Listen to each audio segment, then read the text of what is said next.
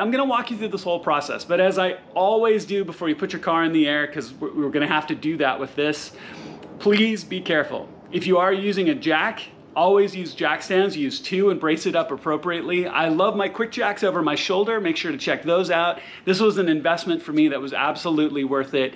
And it also adds a degree of safety and ease and gets the car up higher as well. It's really, really worth it.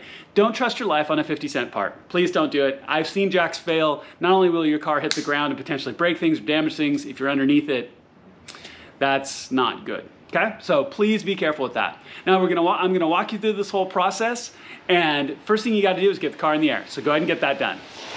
All right, y'all, I mentioned about getting your car up in the air safely, so obviously I'm using my quick jack, so I won't go through that again.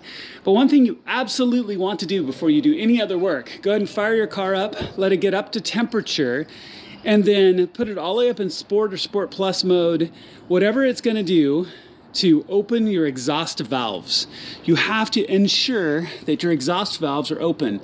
If they're closed, you're gonna have a major problem. So make sure to do that first. Now you can do that, also, obviously it's gonna change sound between like efficient mode and sport mode, but triple check that your valves are open. So get it up in Sport Plus, Sport or Sport Plus, you know, blip the exhaust a couple of times, make sure it's a little more growly and deeper, and that your valves are open, and then turn the car off. You know, you can also, and I'm not gonna show it on camera because looking up in there is really, really hard, but you can also get a bright flashlight and look all the way up into your exhaust tips on either side, and the valve will either be open or closed. You wanna make sure that you're looking edge on to your valve being open, because we're gonna pull those actuators off when we put them on the new exhaust, and they have to be in the open position, okay?